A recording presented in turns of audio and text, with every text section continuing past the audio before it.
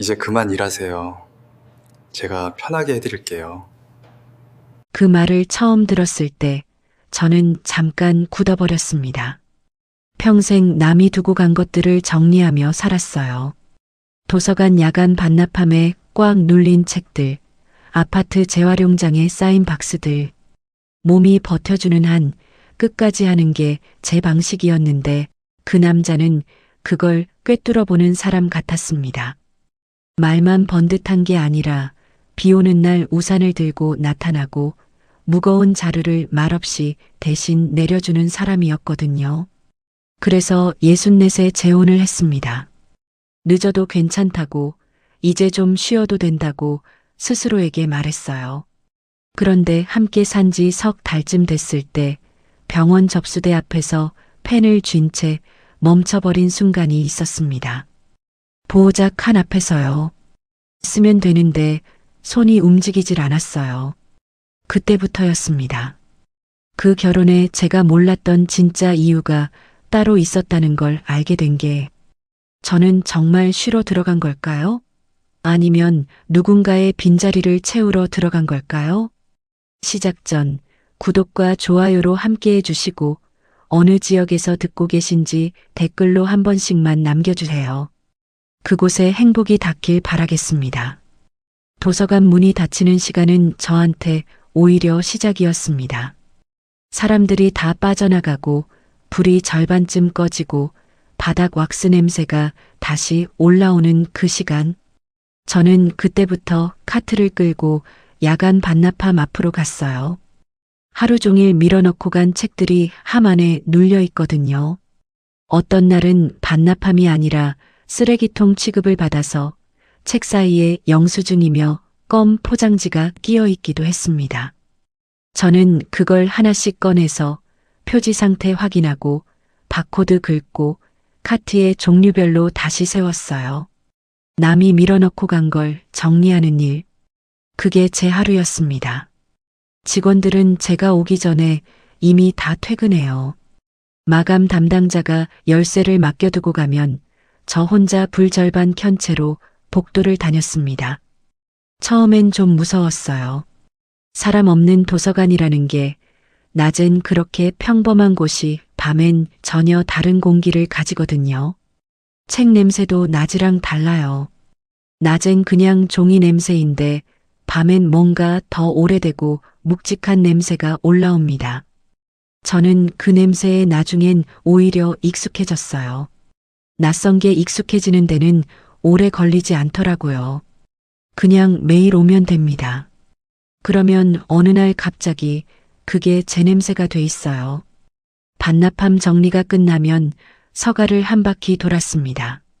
누가 꽃다만 책, 거꾸로 꽂힌 책, 엉뚱한 자리에 끼워진 책.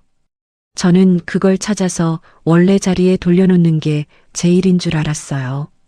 정식 업무 범위는 반납함 정리까지였는데 어느 순간부터 그냥 하고 있었습니다.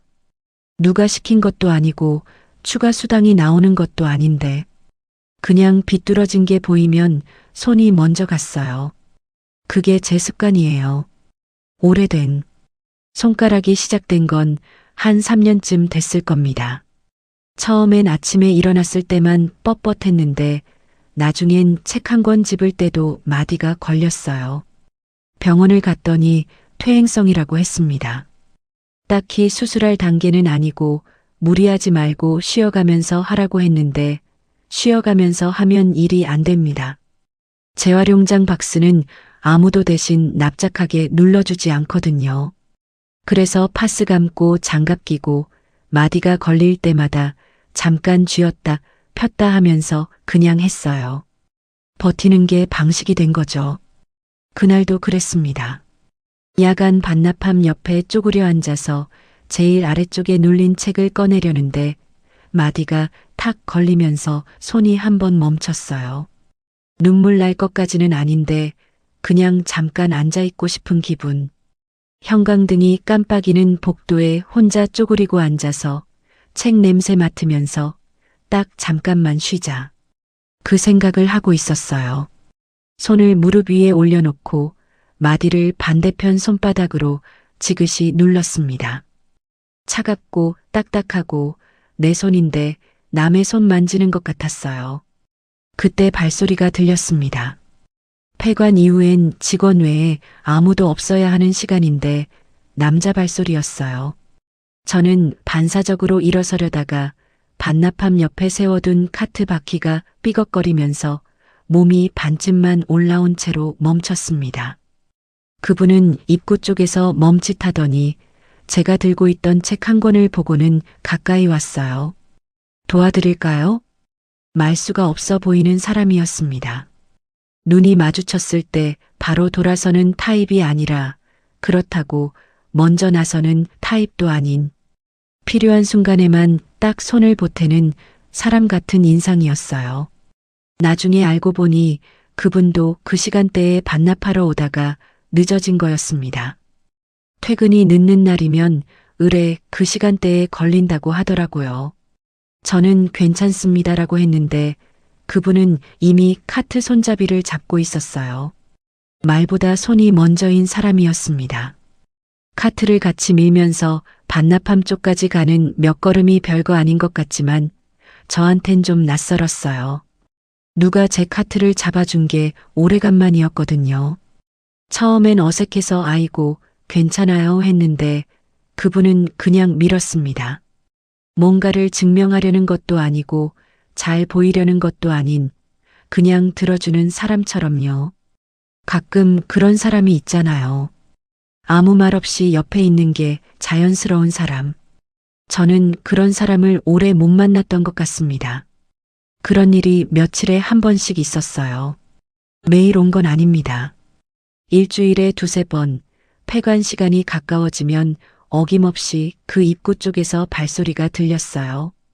그분은 항상 반납할 책을 한두 권 들고 왔고 저는 그분이 바코드 기계 앞에 서는 걸 곁눈으로 보면서 카트를 정리했습니다. 굳이 말을 섞으려 하지 않았어요. 그냥 같은 시간에 같은 공간에 있는 사람. 서로 이름도 몰랐어요. 알 필요도 없었고요. 그런데 어느 날 분리수거장에서였습니다. 저는 도서관 일 외에 아파트 재활용 정리 보조도 했거든요. 비닐이랑 플라스틱이랑 종이를 따로 묶어서 수거함에 넣는 일인데 그날따라 박스가 많이 쌓여 있었어요. 누가 제대로 안 접어서 던져놓은 냉장고 박스까지 있었거든요. 옆으로 세우고 누르고 끈으로 묶으려는데 박스가 자꾸 펴지면서 버텼습니다. 저는 무릎으로 박스를 누른 채 끈을 조이려다가 손가락이 또 탁 걸렸어요. 그냥 앉아버렸습니다. 분리수거장 바닥에. 창피하다는 생각은 안 들었어요. 그 시간엔 어차피 아무도 없었고 저는 그 바닥에 쪼그리고 앉아서 손가락을 주무르다가 일어나서 마저 정리하면 된다는 걸 알았으니까요.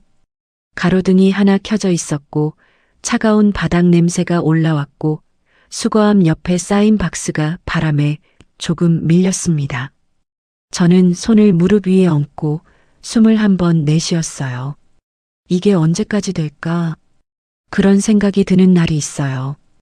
특별히 힘든 날이 아니라 그냥 어느 날 갑자기 이 몸이 이 일을 언제까지 버텨줄까? 그 생각이 불쑥 올라오는 날. 그날이 그런 날이었습니다. 손가락이 시린 게 아니라 마음이 좀 시린 날이었어요. 그때 뒤에서 발소리가 났습니다. 김정태 씨였어요. 분리수거를 들고 내려온 참이었는지 손에 비닐 봉투를 들고 있었습니다. 저를 보더니 잠깐 멈췄어요. 제가 바닥에 앉아 있는 걸 본 거죠. 저는 얼른 일어서려 했는데 그분이 먼저 박스 앞으로 왔어요. 무릎을 굽혀서 박스를 납작하게 눌러 묶었습니다. 힘을 주는 방식이 익숙한 사람이었어요. 능숙하게 소리 없이. 저는 일어서서 옆에 서 있었는데 그분이 말했어요. 잠깐 계세요. 그게 다였습니다. 남은 박스를 다 처리하고 수거함에 넣고 손 털고 돌아서면서 그분이 말했어요. 언제까지 그렇게 혼자 정리하고 사실 겁니까? 물음도 아니고 핀잔도 아닌 딱 중간 어딘가의 말투였어요. 설명을 요구하는 것도 아니고 위로를 건네는 것도 아닌 그냥 사실처럼 말하는 사람의 목소리였습니다. 저는 아무 말도 못했어요. 대답할 말이 없어서가 아니라 대답하려는 순간 목이 잠길 것 같아서요. 그냥 손에 들고 있던 박스끈을 쥐고 천천히 숨을 고르고 먼 데를 봤습니다. 그분은 아파트 안으로 들어갔어요. 뒤돌아보지 않고 저는 거기 서서 한참을 있었습니다. 분리수거장 가로등 아래 손가락이 여전히 시렸고 바닥 냄새가 아직 났고 수거함이 꽉 차 있었어요. 아무것도 달라진 게 없는데 이상하게 아까보다 덜 추운 것 같았습니다. 실제로 온도가 달라진 건 아닌데 그냥 그런 기분이었어요. 그러다 며칠이 지난 날 도서관에서였어요. 그날도 폐관 시간이 가까워지면서 발소리가 들렸습니다. 그분이었어요. 책 한 권 들고 늘 그랬듯이 반납함 앞에 섰어요. 저는 카트를 밀면서 지나쳤는데 그분이 제 손을 봤습니다. 그날은 파스를 안 감은 날이었거든요. 장갑도 아직 안 꼈고요. 마디가 부어서 손가락이 좀 굵어 보이는 날이었어요. 그분이 조용히 물었습니다. 그 손으로 매일 이러시는 거예요? 저는 괜찮아요. 익숙해서요 했습니다. 늘 하는 대답이었어요. 그분이 말했어요. 이제 그런 일 올해는 못 하시겠네요. 틀린 말이 아니었어요. 저도 알고 있는 말이었습니다. 그런데 남이 그걸 말해주는 건 달랐어요. 안 됐다는 말도 아니고 고생한다는 말도 아닌데 그 말이 제 귀에 오래 남았습니다. 집에 돌아와서도 손가락에 파스를 새로 감으면서도 자려고 누웠는데도 그 말이 귀 어딘가에 걸려 있었어요. 이제 그런 일 올해는 못 하시겠네요. 그 말 한마디가 왜 그렇게 오래 남았는지 그때는 잘 몰랐습니다. 지금은 알아요. 그게 제 몸을 처음으로 걱정해준 말처럼 들렸던 거예요. 정확한 걱정이 아니라도 그냥 누군가가 제 손을 보고 뭔가를 느꼈다는 것. 그게 그렇게 오래 남을 줄은 몰랐습니다. 그 남자 이름이 김정태였습니다. 67이라고 했어요. 저보다 3살 위.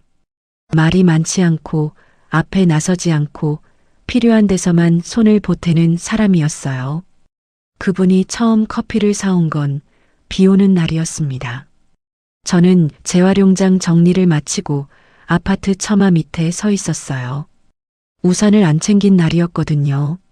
하늘이 흐리긴 했는데 설마 했는데 딱 일 끝낼 때 맞춰서 쏟아졌습니다. 처마 밑에서 비 그치길 기다리는데 저 멀리 편의점 쪽에서 우산 하나가 오는 게 보였어요. 가까워지니까 김정태 씨였습니다. 손에 커피 2잔을 들고 있었어요. 비 맞겠다 싶어서요. 그게 다였어요. 설명도 없고 거창한 말도 없었습니다. 그냥 커피 한 잔 내밀고 처마 밑에 나란히 서서 비를 봤어요. 저는 따뜻한 걸 손에 쥐고 빗소리 들으면서 뭔가 이상하게 마음이 편한 느낌을 받았습니다. 이 사람이 있으면 공기가 좀 다르다 그런 기분이요. 설명하기가 좀 어렵지만 억지로 채워넣지 않아도 되는 사람이랄까요? 침묵이 어색하지 않은 사람. 그날 이후로 그분이 조금씩 달라졌습니다. 달라졌다기보다 조금 더 가까워진 거죠. 도서관 앞에서 마주치면 짧게 안부를 물었고 재활용장에서 무거운 게 보이면 말없이 들어줬어요. 억지로 대화를 이어가려는 사람이 아니었습니다. 그게 오히려 편했어요. 나이 들면서 알게 되는 게 있거든요. 말이 많은 사람이 꼭 마음이 넓은 건 아니라는 것. 조용히 옆에 있는 사람이 때로 더 깊다는 것. 어느 날은 제가 도서관 계단을 내려오는데 아파트 재활용 자루를 들고 나오다가 계단참에서 멈춰 섰습니다. 무릎이 좋지 않은 날이었어요. 계단이 10개쯤 되는데 그날따라 그 10개가 유독 가팔라 보였거든요. 잠깐 기다렸다 내려가려는데 뒤에서 발소리가 났고 김정태 씨가 자루를 받아들었습니다. 이리 주세요. 받겠다고 한 게 아니라 이미 쥐고 있었어요. 저는 괜찮아요 했는데 이미 한 계단 앞서서 내려가고 있었습니다. 저는 그 뒤를 따라 내려가면서 생각했어요. 이 사람은 왜 이러는 걸까? 나쁜 이유로 생각한 게 아니라 진심으로 궁금했습니다. 뭘 바라는 건지, 아니면 그냥 이런 사람인 건지. 며칠 뒤에 그분이 먼저 말을 꺼냈어요. 밥 한 번 같이 드시겠습니까? 저는 선뜻 대답을 못했습니다. 거절하고 싶은 게 아니라 이 나이에 이런 상황이 낯설어서요. 60이 넘어서 누군가한테 밥 먹자는 말을 들을 거라고 생각을 못했거든요. 그냥 이 나이에 저한테 그런 말을 하는 사람이 있다는 게 낯설고 조금 무겁고 그러면서 한편으론 이상하게 따뜻했습니다. 결국 같이 갔습니다. 동네 국밥집이었어요. 비싼 데가 아니라 오래된 식당. 그분다운 선택이었어요. 밥 먹는 내내 말이 많지 않았는데 어색하지 않았습니다. 국밥 먹으면서 간간히 날씨 얘기하고 동네 재개발 얘기하고 그러다 끝났어요. 근데 집에 돌아와서 자려고 누웠을 때 오늘 하루가 좀 달랐다는 걸 느꼈습니다. 오래간만에 밥을 같이 먹었다는 것 자체가 혼자 먹는 밥이 이상한 게 아닌데 같이 먹는 밥이 이렇게 다를 수가 있구나. 그렇게 몇 번이 더 있었습니다. 국밥 한 번, 칼국수 한 번, 어느 날은 도서관 근처 카페에서 커피 한 잔. 그분은 항상 제가 먼저 손을 뻗기 전에 계산을 끝냈고 자리에서 일어날 때 제 가방을 들어줬어요. 작은 것들이었는데 그 작은 것들이 쌓였습니다.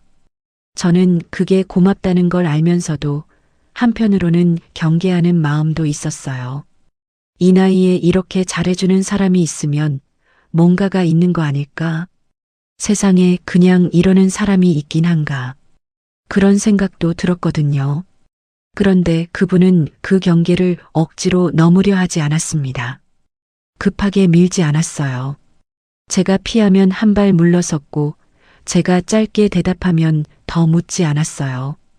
그 태도가 오히려 저를 더 편하게 했습니다. 뭔가를 얻으려는 사람은 저렇게 기다리지 않거든요.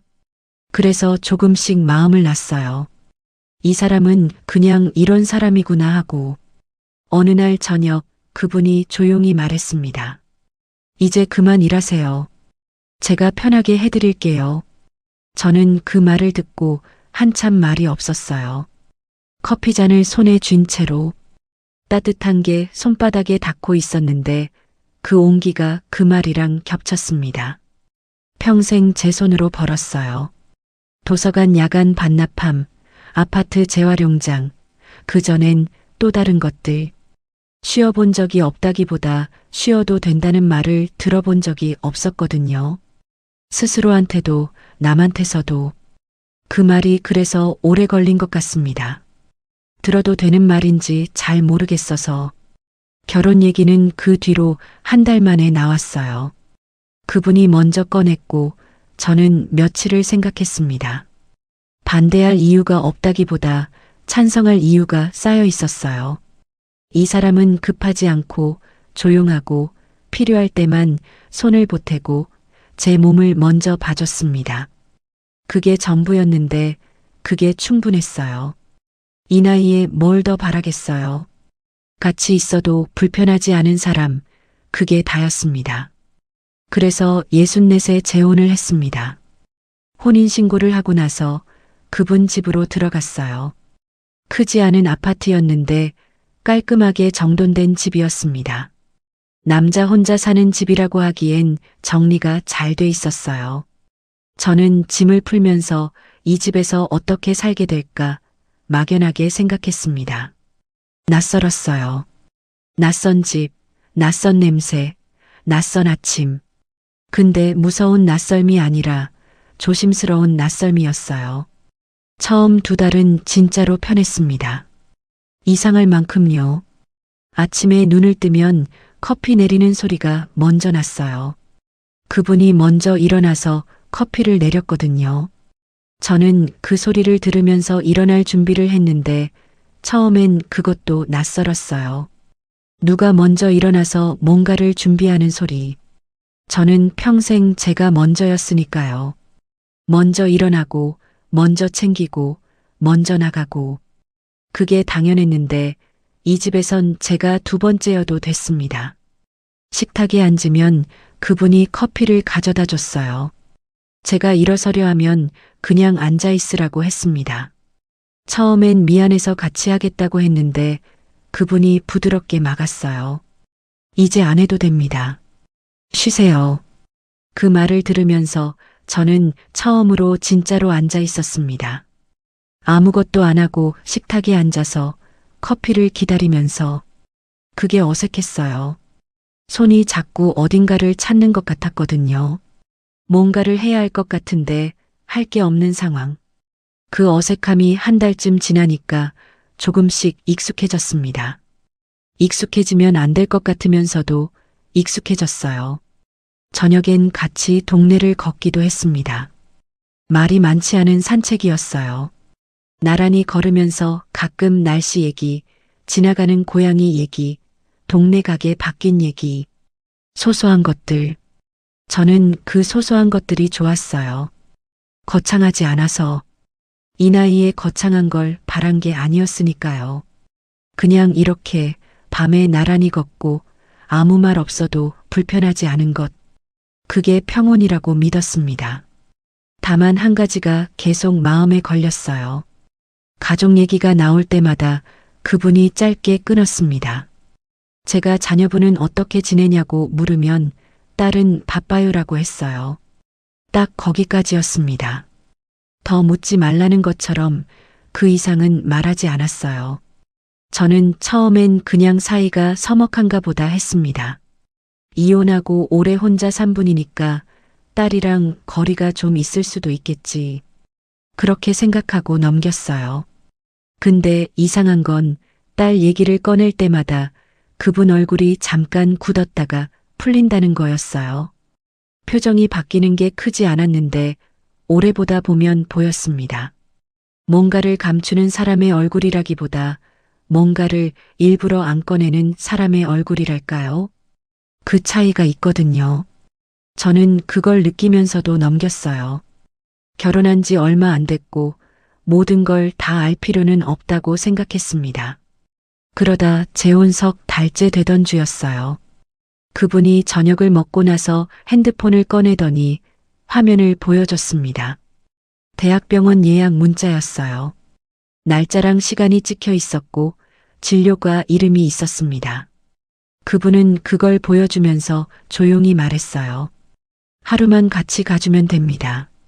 저는 그 문자를 보면서 고개를 끄덕였어요. 당연히 같이 가야죠. 그 정도는 당연한 일이라고 생각했거든요. 뭐가 이상한지 그때는 몰랐습니다. 그냥 남편이 아프니까 같이 가는 거라고 생각했어요. 그런데 병원에 가서야 뭔가가 달랐습니다. 병원은 아침부터 사람이 많았습니다. 접수 번호표를 뽑고 긴 복도를 걸어서 해당 진료과 앞에 앉았어요. 저는 그분 옆에 앉아서 대기자 명단 화면을 봤습니다.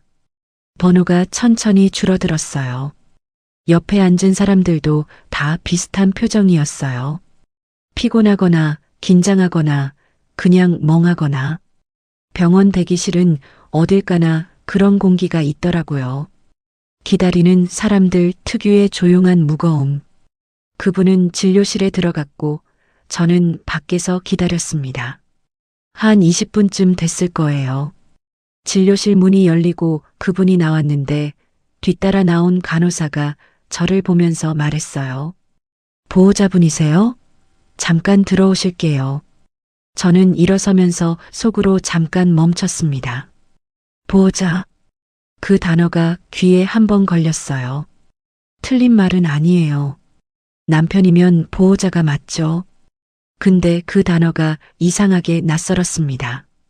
저는 그냥 같이 온 사람이라고 생각했는데 병원에서는 처음부터 제가 보호자였어요. 진료실 안에서 의사가 설명을 했습니다. 검사 결과 얘기, 앞으로 주의해야 할 것들, 약 조절 얘기. 저는 옆에 앉아서 들었는데 그분은 설명을 들으면서 저를 봤어요. 저한테 확인을 구하는 것처럼, 제가 다 들었냐는 것처럼. 의사도 설명하면서 그분보다 저를 더 자주 봤습니다. 보호자한테 설명하는구나 싶었어요. 그게 자연스러운 거라고 생각하면서도 뭔가 이상한 느낌이 지워지질 않았어요. 진료가 끝나고 나오니까 접수 창구에서 서류를 내밀었습니다. 동의서였어요. 앞으로 있을 검사에 대한 동의서. 창구 직원이 말했어요. 보호자분이 여기 서명해 주시면 됩니다. 저는 펜을 받아들었습니다. 서명 칸을 봤어요. 보호자 성명. 그 칸 앞에서 펜이 멈췄습니다. 써야 하는 건 알았어요. 남편 보호자가 저 맞으니까 쓰면 되는 거였어요. 근데 손이 안 움직였습니다. 이상하죠? 별거 아닌 칸인데. 그냥 이름 석자 쓰면 되는 건데. 저는 그 칸을 한참 봤어요. 왜 망설이는지 그때는 설명할 수가 없었습니다. 그냥 손이 안 갔어요. 결국 썼습니다. 오경란. 세 글자. 쓰고 나서 펜을 돌려주는데 손끝이 살짝 떨렸어요. 추워서가 아니었습니다. 그날 검사가 두 가지였어요. 오전에 하나, 오후에 하나. 저는 그 사이에 병원 복도 의자에 앉아서 기다렸습니다. 그분은 검사실 안에 들어가 있었고 저는 밖에서 핸드폰을 내려다보다가 창밖을 보다가 다시 핸드폰을 내려다봤어요. 병원 복도는 특유의 냄새가 있잖아요. 소독약이랑 뭔가 차가운 냄새. 저는 그 냄새를 맡으면서 가방에서 뭔가를 꺼냈습니다. 약봉지였어요. 제 약이요. 저는 원래 식후에 먹어야 하는 약이 있거든요. 혈압 때문에 몇 년째 먹고 있는 거예요. 오전 검사가 길어지면서 점심을 제때 못 먹었고 약도 놓쳤습니다. 가방에서 꺼내서 손에 쥐었는데 물이 없었어요. 자판기가 저 멀리 보였는데 자리를 비우면 그분이 나왔을 때 제가 없으니까 그냥 약봉지를 다시 가방에 넣었어요. 나중에 먹지 뭐. 그렇게 생각하고 넣었는데 가방 안으로 들어가는 약봉지를 보면서 이상한 기분이 들었습니다. 지금 저는 제 약을 넣고 있는데 저는 왜 여기 있는 거지? 그 생각이 불쑥 올라왔어요. 나쁜 뜻이 아니라 그냥 갑자기 그 생각이 든 거예요. 남편이 아프니까 같이 온 건데 그게 당연한 건데. 근데 왜 이렇게 이상한 느낌이 드는 걸까? 저는 그걸 떨쳐내려고 핸드폰을 다시 봤습니다. 오후 검사가 끝나고 회복실 앞에서 기다렸어요. 그분은 회복실에 있었고 저는 복도 끝 의자에 앉아 있었습니다. 간호사 한 분이 나오더니 저를 보고 왔어요. 박 간호사라고 50대 초반쯤 돼 보이는 분이었는데 회복실 쪽을 담당하는 분 같았어요. 그분이 서류를 들고 제 앞에 섰습니다. 보호자분이세요? 퇴원 후 주의사항이랑 귀가 확인 서명 부탁드릴게요. 또 서류였어요. 이번엔 귀가 확인이랑 주의사항 수령 확인서였습니다. 저는 펜을 받아서 서명을 했어요. 이번엔 손이 멈추지 않았습니다. 아까 한번 멈춰봤으니까 이번엔 그냥 썼어요. 오경란. 박 간호사가 서류를 받으면서 주의사항을 설명해 줬습니다. 오늘은 가급적 안정을 취하시고 이런 증상이 생기면 바로 응급실로, 내일 오전 약은 이렇게. 저는 다 들으면서 고개를 끄덕였는데 듣는 내내 이런 생각이 들었어요. 이 설명을 왜 저한테 하는 걸까? 당사자한테 하면 되는 거 아닌가? 그분이 직접 들을 수 있는데 물어보지는 않았습니다. 그냥 다 듣고 알겠습니다 했어요. 박 간호사가 돌아서다가 잠깐 멈추더니 조용히 물었어요. 따님께는 아직 연락 안 가셨나요? 저는 그 말을 듣고 눈을 들었습니다. 따님, 저는 새어머니예요. 그 집 딸이 따로 있다는 걸 박 간호사는 알고 있었던 거죠.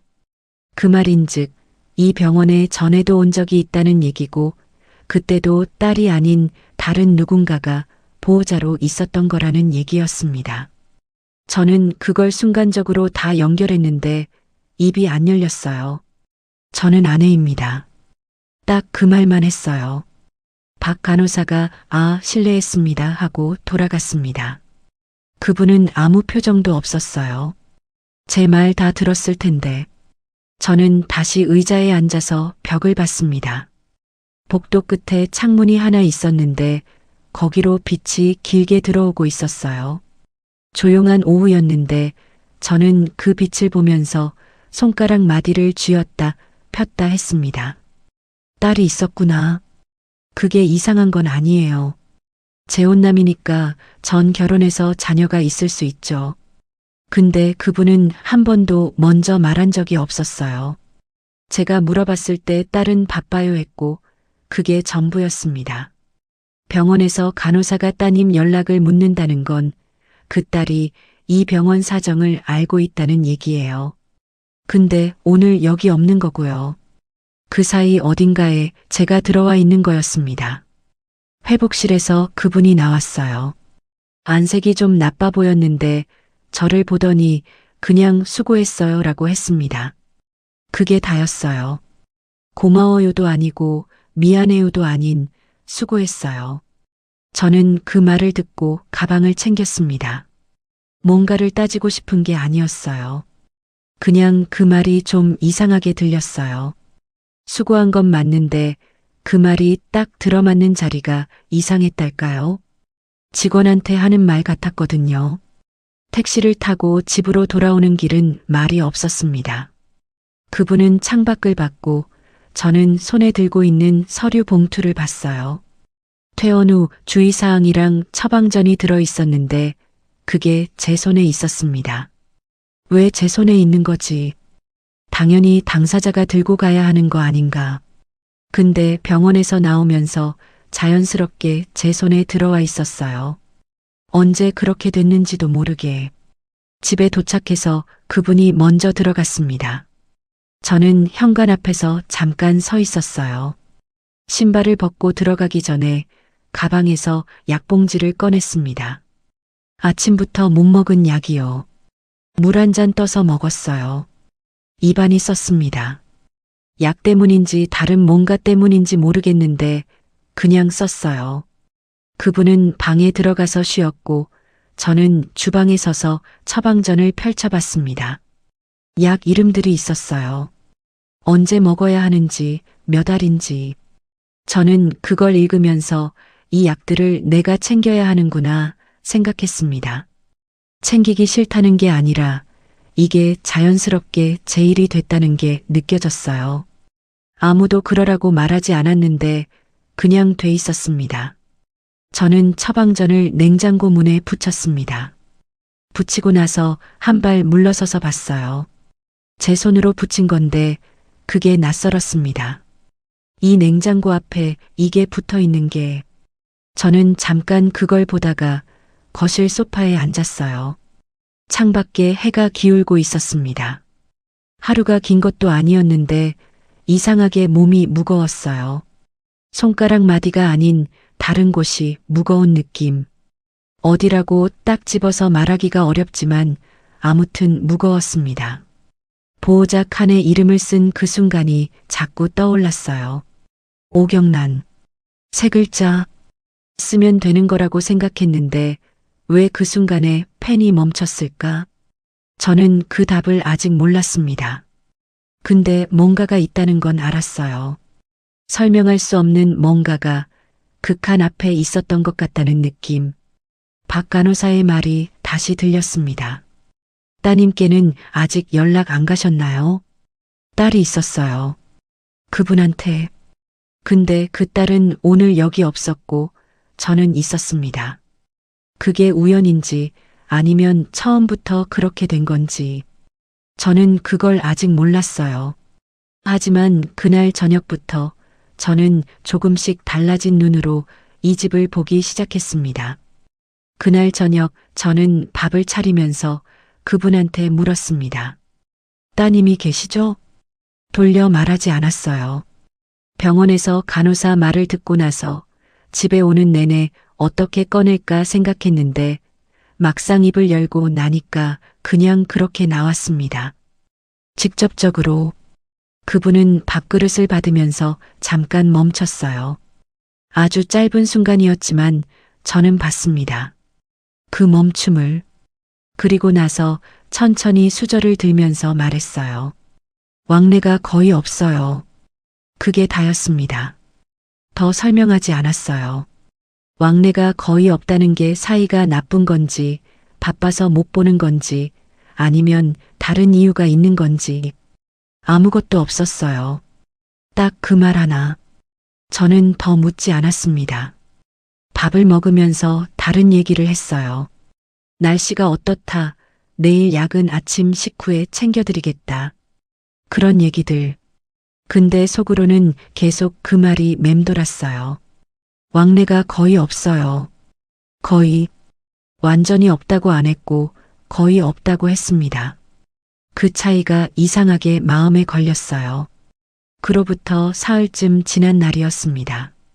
그분이 외래 진료를 다녀온다고 아침에 나갔어요. 저는 집에서 빨래를 하고 있었는데 오후쯤 현관벨이 울렸습니다. 택배인가 했는데 아니었어요. 인터폰 화면에 여자가 서 있었습니다. 40대쯤 돼 보이는 여자. 저는 잠깐 봤다가 인터폰을 받았어요. 누구세요? 김서윤인데요. 저는 그 이름을 듣고 손이 멈췄습니다. 빨래를 들고 있던 손이요. 김서윤. 딸이었어요.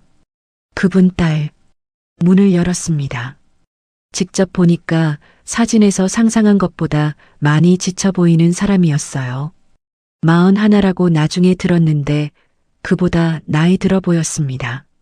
눈밑이 어둡고 입술이 건조하고 서 있는 자세에 힘이 없었어요. 잘 차려입었는데 그게 오히려 더 지쳐 보이게 만들었달까요? 겉은 단정한데 속이 많이 다른 사람 같은 인상이었습니다. 저는 들어오시라고 했고 서윤 씨는 현관에서 한 발만 들어왔어요. 거실까지 들어올 생각이 없는 것처럼 딱 그 자리에 섰습니다. 아버지 계세요? 외래 나가셨어요. 오후엔 돌아오실 것 같은데. 서윤 씨는 고개를 끄덕였습니다. 그리고 저를 한번 봤어요. 아래 위로 보는 게 아니라 그냥 봤습니다. 어떤 사람인가 확인하는 것처럼. 저도 마주 봤어요. 잠깐 침묵이 있었습니다.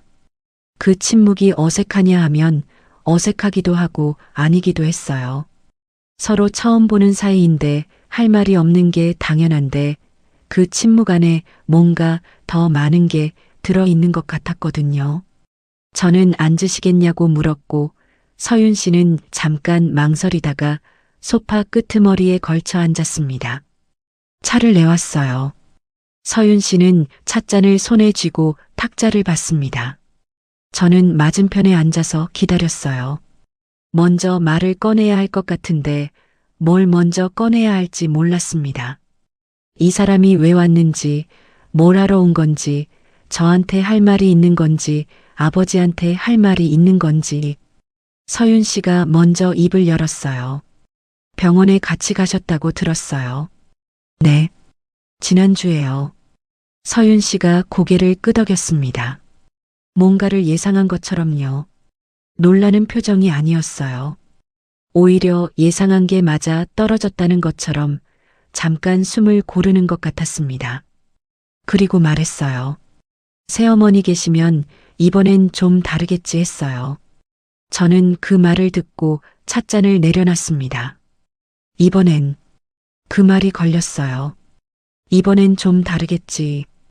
이번이라는 말은 전에도 있었다는 얘기거든요. 전에도 이런 상황이 있었다는 얘기고 그때는 달랐다는 얘기고 그래서 이번엔 다르길 바랐다는 얘기입니다. 저는 그 한 문장 안에 들어있는 게 너무 많아서 어디서부터 물어야 할지 몰랐어요. 전에도요? 제가 물었습니다. 서윤 씨는 찻잔을 두 손으로 감싸쥐면서 잠깐 뭔가를 결정하는 것 같았어요. 말할까 말까?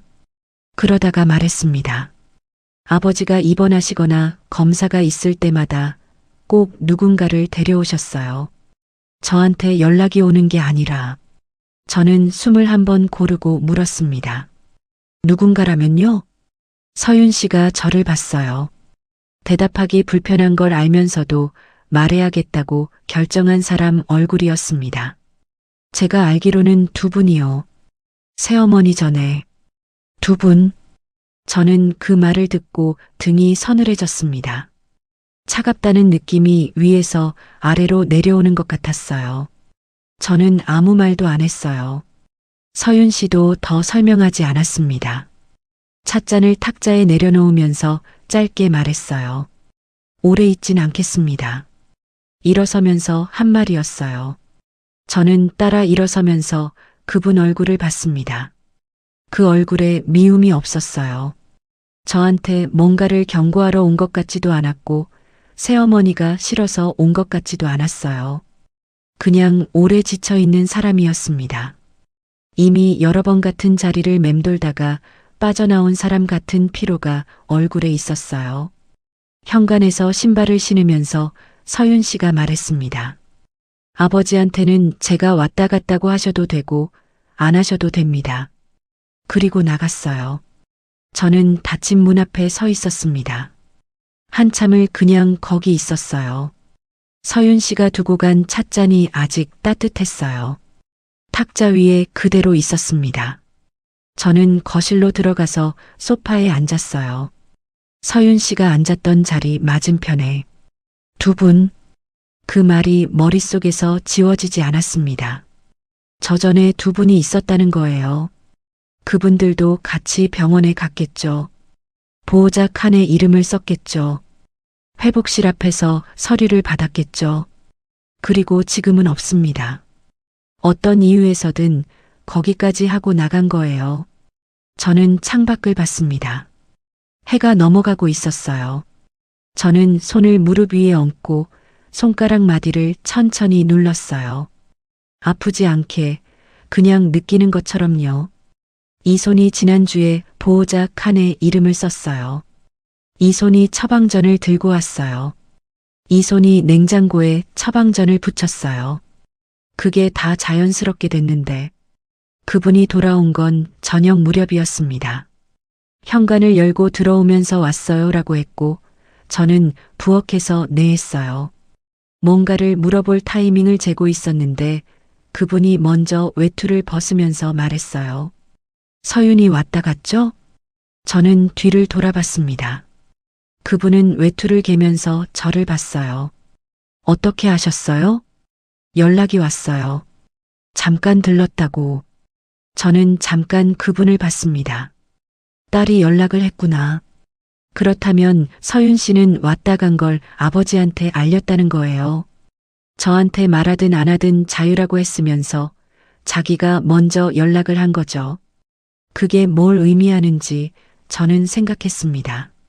그분은 소파에 앉으면서 말했어요. 별말 안 했죠? 별말. 저는 그 표현이 걸렸어요. 별말이 뭘까요? 딸이 아버지에 대해 뭔가를 말할 수 있는 상황이라는 걸 그분이 알고 있다는 거잖아요. 그러니까 별말 안 했냐고 묻는 거고요. 저는 천천히 대답했습니다. 차 한잔하고 가셨어요. 그분은 고개를 끄덕였어요. 더 묻지 않았습니다. 저도 더 말하지 않았어요. 그날 저녁은 그렇게 지나갔습니다. 밥을 먹고 약을 챙기고 각자 방으로 들어갔어요. 저는 누운 채로 천장을 봤습니다. 서윤 씨 말이 자꾸 떠올랐어요. 이번엔 좀 다르겠지 했어요. 그 말이 처음엔 저한테 기대를 건 말처럼 들렸는데 자꾸 씹을수록 달랐습니다. 그건 기대가 아니라 체념에 가까운 말이었어요. 이번엔 좀 다르겠지 라는 건 다를 거라고 믿는 게 아니라 다르길 바라지만 아마 똑같을 거라는 걸 아는 사람 말이거든요. 저는 그 말이 가리키는 게 뭔지 알 것 같았습니다. 그분한테는 누군가 옆에 설 자리가 필요했던 거예요. 병원에 갈 때, 서류에 서명할 때, 주의사항을 들을 때, 딸은 그 자리에서 물러났고, 다른 누군가가 들어왔고, 또 나갔고, 또 들어온 게 저였습니다. 쉬게 해준다던 말, 비 오는 날 커피, 계단에서 자루를 들어주던 손.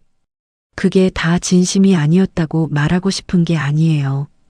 그런데 그 진심 뒤에 비어있는 자리 하나가 있었다는 게 이제 보이기 시작했습니다. 다음 날 아침이었어요. 그분이 먼저 일어나서 커피를 내리는 소리가 들렸습니다. 늘 그랬듯이요. 저는 그 소리를 들으면서 눈을 떴는데 처음과 달랐습니다. 똑같은 소리인데 달리 들렸어요. 부엌에 나갔더니 냉장고 문에 뭔가 새로 붙어 있었습니다. 처방전 옆에 손으로 쓴 메모가 하나 더 있었어요. 식단표였어요. 아침엔 뭘 먹어야 하고 저녁엔 뭘 피해야 하는지. 아무도 부탁하지 않았는데 냉장고에 붙어 있었습니다. 그분이 붙인 건지 제가 봐달라는 건지 묻지 않아도 알 수 있었어요. 이건 저한테 붙인 거였습니다. 저는 그 메모 앞에 서서 한참 있었어요. 손가락이 시리지도 않은데 손을 쥐었다 폈다 했습니다. 약 시간표, 식단표, 병원 서류 전부 제 쪽으로 와 있었어요. 아무도 시킨 게 없는데 전부 자연스럽게 제자리가 돼 있었습니다. 저는 냉장고 문을 닫았어요. 조용히. 그리고 그날 처음으로 이런 생각을 했습니다. 나는 지금 아내로 살고 있는 걸까? 아니면 다른 이름으로 살고 있는 걸까? 서윤 씨한테서 전화가 온 건 그 뒤로 닷새쯤 지난 날이었습니다. 오전이었어요. 그분은 동네 산책을 나간 참이었고 저는 혼자 부엌에서 설거지를 하고 있었어요. 핸드폰이 울렸는데 저장 안 된 번호였습니다. 받았더니 서윤 씨였어요. 목소리가 집에 왔을 때랑 비슷했습니다. 조용하고 건조하고 힘이 많이 빠진 목소리. 통화 괜찮으세요? 네, 괜찮아요. 잠깐 침묵이 있었어요. 서윤 씨가 말을 고르는 것 같았습니다. 저는 설거지하던 손을 멈추고 행주로 손을 닦으면서 기다렸어요. 드릴 말씀이 있어서요. 그렇게 시작됐습니다. 서윤 씨는 길게 말하는 사람이 아니었어요. 설명을 늘어놓지 않았고 감정을 드러내지도 않았습니다. 그냥 사실만 짧게 말하는 사람이었어요. 근데 그 짧은 말들이 하나씩 들어올 때마다 저는 숨이 조금씩 좁아지는 것 같았습니다. 아버지가 예전에도 그랬다고 했어요. 입원이 잡히거나 큰 검사가 있는 날이면 꼭 누군가를 데려왔다고요. 딸한테 연락을 하는 게 아니라 옆에 있는 사람을 병원에 세웠다고 했습니다. 서윤 씨는 처음엔 자기가 갔다고 했어요. 아버지니까 당연히 가야 한다고 생각했다고요. 근데 한 번이 두 번이 되고 두 번이 세 번이 됐대요. 검사 때마다 입원 때마다 서류는 항상 자기 앞으로 왔고 설명은 항상 자기가 들었고 귀가 확인은 항상 자기가 사인했다고 했습니다. 저도 직장이 있거든요. 그때 제가 팀장 달고 막 정신없을 때였어요. 서윤 씨가 그 말을 할 때 목소리가 처음으로 살짝 흔들렸습니다. 변명하는 게 아니라 그냥 그 시절이 떠오르는 것 같았어요. 저는 아무 말도 안 하고 들었습니다. 어느 날 아버지한테 솔직하게 말씀드렸어요. 저도 제 생활이 있다고, 매번 이러면 저도 힘들다고. 그랬더니 아버지가 뭐라고 하셨는지 아세요? 저는 잠깐 숨을 멈췄어요. 뭐라고 했을까? 알았다고 하셨어요. 그냥 알았다고. 그리고 그 다음 입원 때부터 딴 분이 오셨어요. 딴 분. 저는 그 말을 듣고 부엌 벽을 봤습니다. 흰 벽이었어요. 아무것도 없는 벽인데 괜히 거기를 봤어요. 서윤 씨가 계속 말했습니다. 그 뒤로 몇 년 사이에 두 분이 더 있었다고 했어요. 한 분은 오래 계셨고 한 분은 금방 나가셨다고. 서윤 씨는 그분들이 왜 나갔는지는 자세히 모른다고 했습니다. 아버지한테 물어봐도 얼버무렸다고요. 다만 공통점이 있었다고 했어요. 병원 다닐 때마다 항상 그분들이 보호자였어요. 서류도 설명도 귀가 확인도 다. 저는 눈을 감았습니다. 보호자 칸, 이름 쓰던 손, 회복실 앞에서 받아든 서류, 냉장고에 붙은 식단표, 처방전, 약 시간표, 전부 한 줄로 이어졌어요. 그것들이 따로따로 있던 게 아니라 처음부터 연결돼 있었던 거예요. 저는 그걸 하나씩 자연스럽게 받아왔는데 그게 자연스러웠던 이유가 있었습니다. 이미 그 자리가 만들어져 있었던 거예요. 저 전에도 또 전에도. 전화를 끊고 나서 한참 서 있었어요. 싱크대 앞에 서서 물기가 남은 손을 그냥 내려다봤습니다. 설거지가 반쯤 남아 있었는데 마저 할 생각이 안 났어요. 그냥 서 있었어요. 창밖으로 바람이 부는지 나무가 흔들리는 게 보였습니다.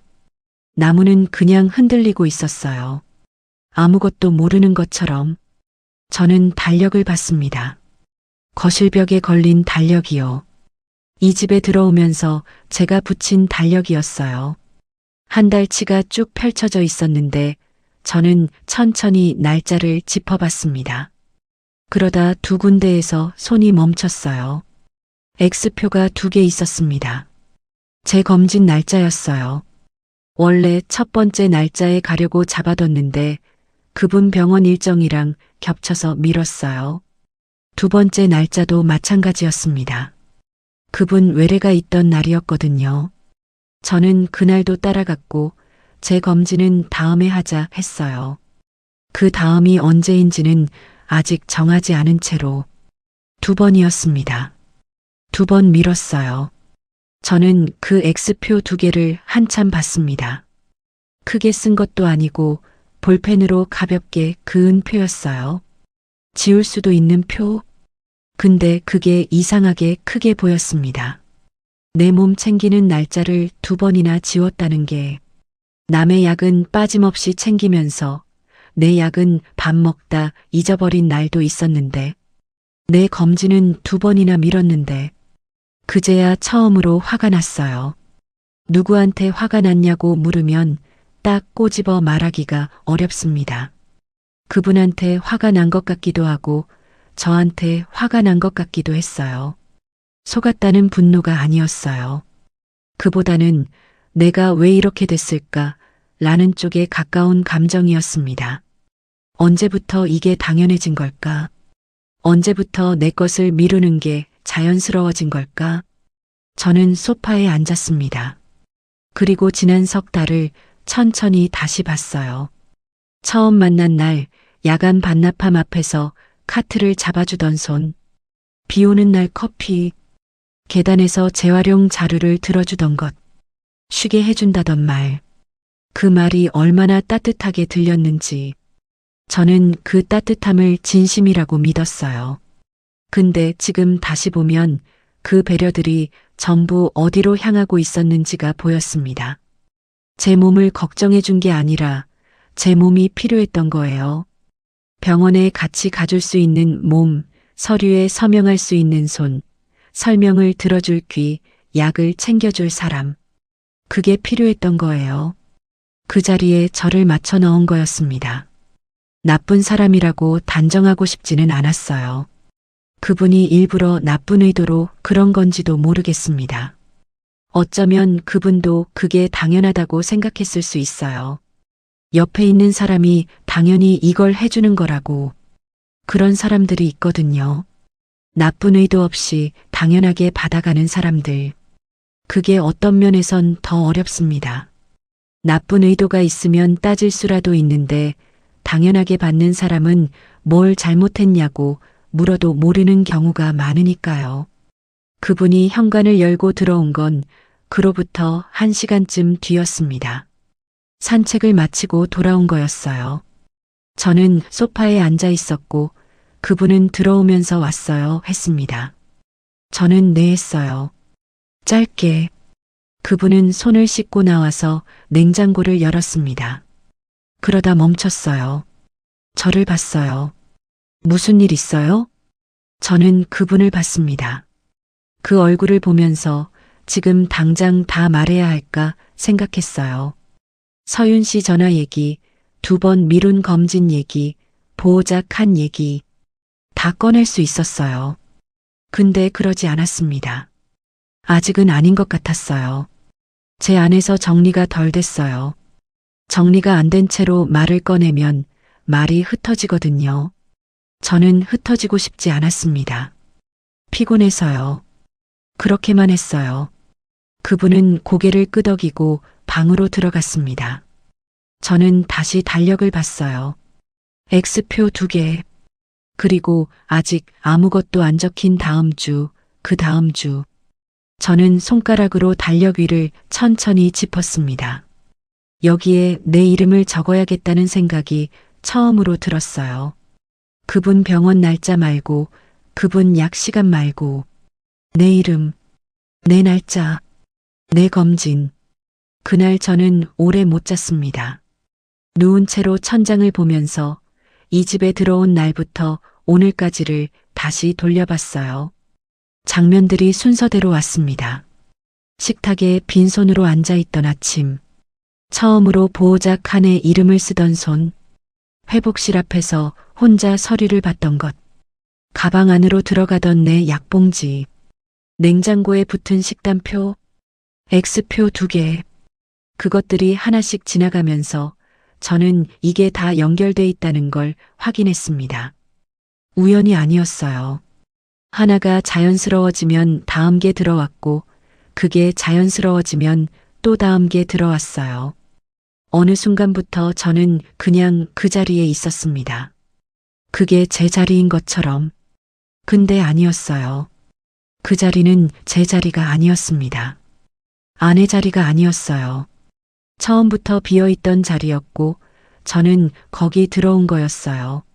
쉬게 해준다는 말이 거짓말이라는 게 아닙니다. 그분은 정말로 저를 쉬게 해주고 싶었을 수 있어요. 근데 그러면서도 그 자리만은 비워둘 수가 없었던 거예요. 병원에 같이 갈 사람, 서류에 이름 써줄 사람. 그게 먼저였던 겁니다. 제가 아니라 그 자리가. 저는 눈을 감았습니다. 손가락 마디가 살짝 시렸어요. 창밖에서 바람 소리가 들렸습니다. 이 집 창문은 바람이 세면 조금 흔들렸는데 그날 밤은 꽤 흔들렸어요. 저는 그 소리를 들으면서 생각했습니다. 내일 아침엔 달력에 내 이름부터 적어야지. 그게 다였어요. 크게 마음먹은 게 아니었습니다. 그냥 그 생각 하나가 조용히 자리를 잡았어요.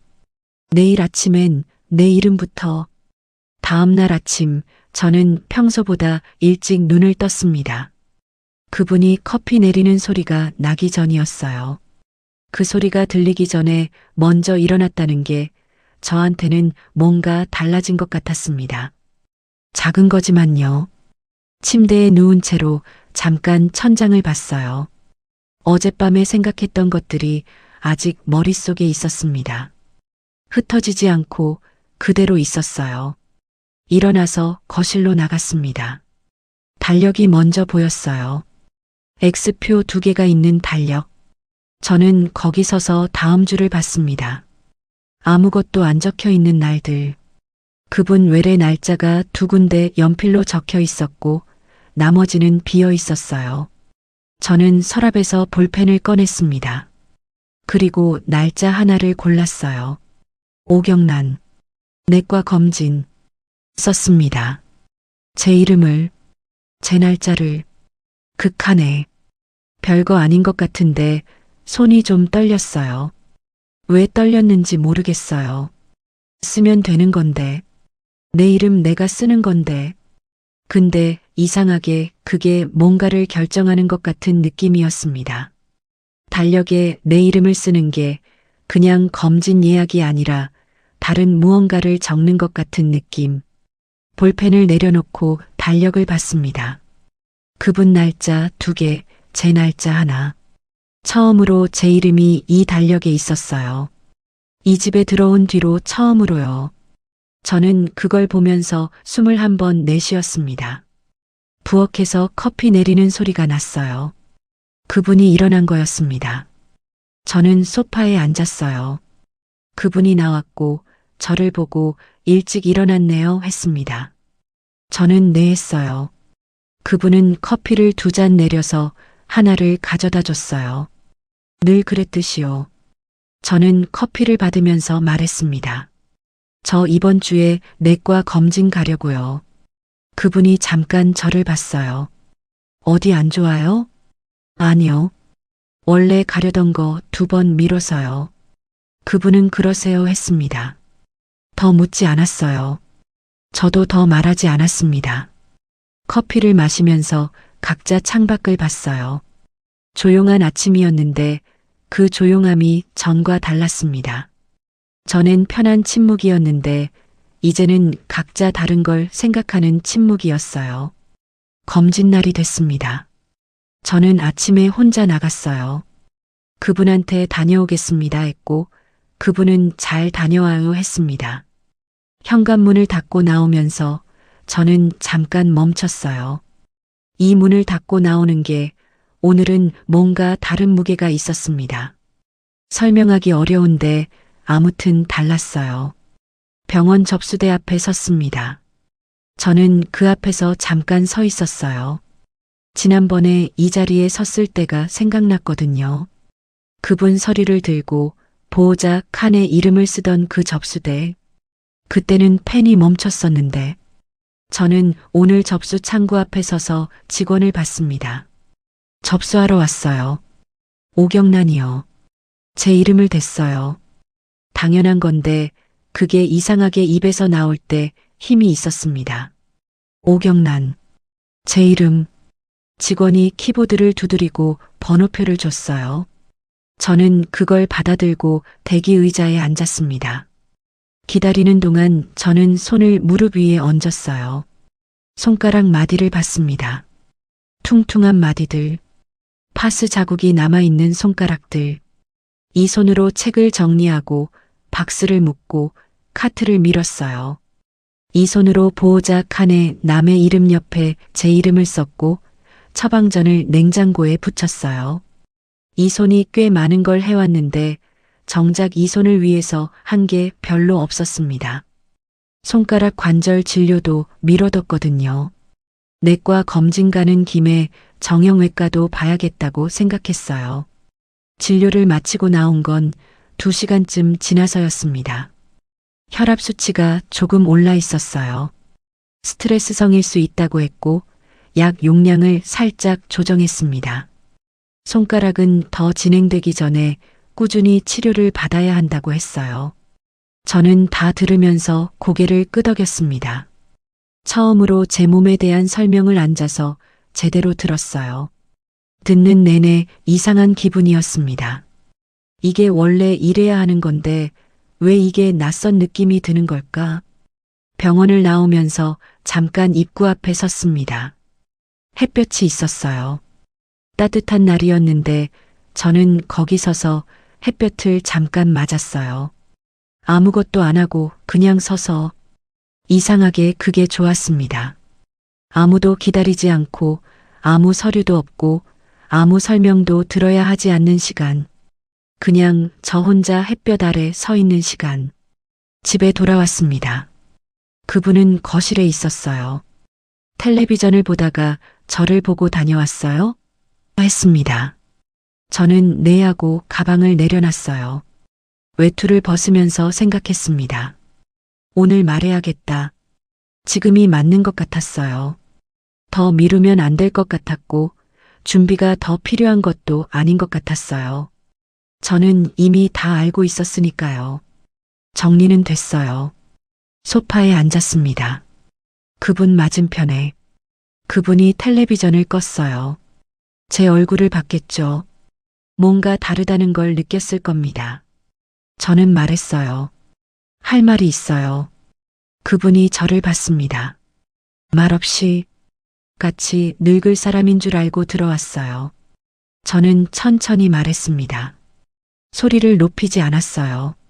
흔들리지도 않으려고 했어요. 손을 무릎 위에 얹고 그분 눈을 보면서 근데 당신은 남편보다 보호자가 먼저 필요했던 거예요. 그분이 입을 열었습니다. 그게 무슨 말이에요? 서윤 씨한테 들었어요. 전화 왔었어요. 그분 얼굴이 굳었습니다. 뭔가를 부정하려다가 말이 안 나오는 것 같았어요. 저는 기다렸습니다. 서윤이가 뭐라고 했는지 모르지만 오해가 있는 거예요. 오해요. 저는 그 말을 되받았어요. 오해. 저는 그 단어를 가만히 씹어봤습니다. 오해라고 하면 제가 잘못 이해한 거잖아요. 근데 저는 잘못 이해한 게 없었어요. 사실을 들었고, 사실을 연결했고, 사실을 확인했습니다. 병원에서 제가 보호자 칸의 이름을 쓸 때 손이 멈췄어요. 그게 왜인지 그때는 몰랐는데 지금은 알아요. 그분이 아무 말도 안 했습니다. 저 전에도 두 분이 그 자리에 있었다고 했어요. 저도 그 자리에 들어온 거잖아요. 아내 자리가 아니라 보호자 자리에. 그분이 손을 들었다 내렸습니다. 같이 사는 사람이면 당연히 그러는 거 아닙니까? 저는 그 말을 듣고 잠깐 있었어요. 당연한 게 있고 당연하지 않은 게 있어요. 그게 다였습니다. 더 길게 말하지 않았어요. 설교하고 싶지 않았고 설득하고 싶지도 않았습니다. 저는 이미 마음을 정했으니까요. 전화 갈 거예요. 그분이 당황했어요. 처음으로 표정이 흔들렸습니다. 갑자기 무슨 소리예요? 갑자기가 아니에요. 오래 생각했어요. 저는 방으로 들어갔습니다. 짐을 쌌어요. 크게 싸지 않았어요.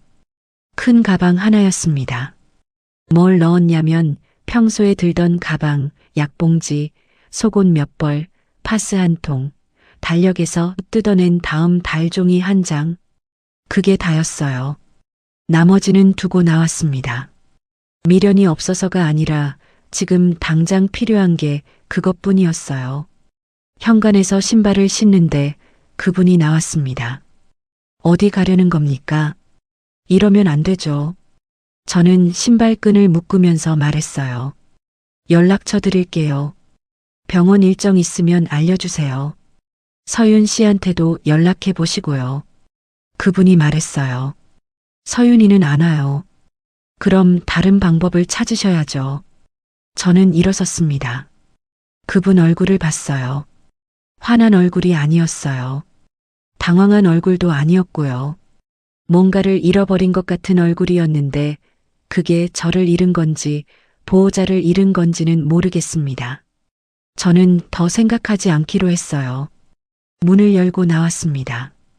복도에 서서 잠깐 숨을 골랐어요. 다리가 후들거리는 것도 아니고 눈물이 나는 것도 아니었어요. 그냥 조용했습니다. 엘리베이터를 기다리면서 가방 끈을 고쳐주었어요. 단기 임대 방을 얻은 건 그 전에 알아봐둔 거였어요. 결정하고 나서 미리 알아봤습니다. 크지 않아도 되고 좋지 않아도 됐어요. 혼자 있을 수 있으면 됐습니다. 방은 작았어요. 창문이 하나 있었고 책상이 하나 있었고 좁은 주방이 있었어요. 저는 짐을 내려놓고 창문을 열었습니다. 바람이 들어왔어요. 낯선 냄새였는데 나쁘지 않았어요. 약봉지를 꺼내서 제때 먹었습니다. 이번엔 물도 있었고 잊지도 않았어요. 약을 삼키면서 잠깐 그 느낌을 생각했습니다. 내 약을 4시간에 먹는 것. 별거 아닌데 석 달 만에 제대로 하는 것 같았어요.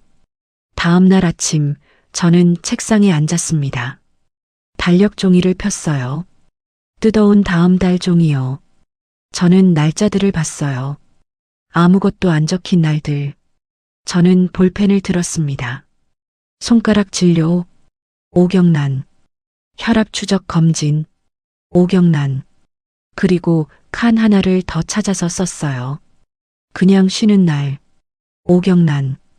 볼펜을 내려놓고 달력을 봤습니다. 제 이름만 있었어요.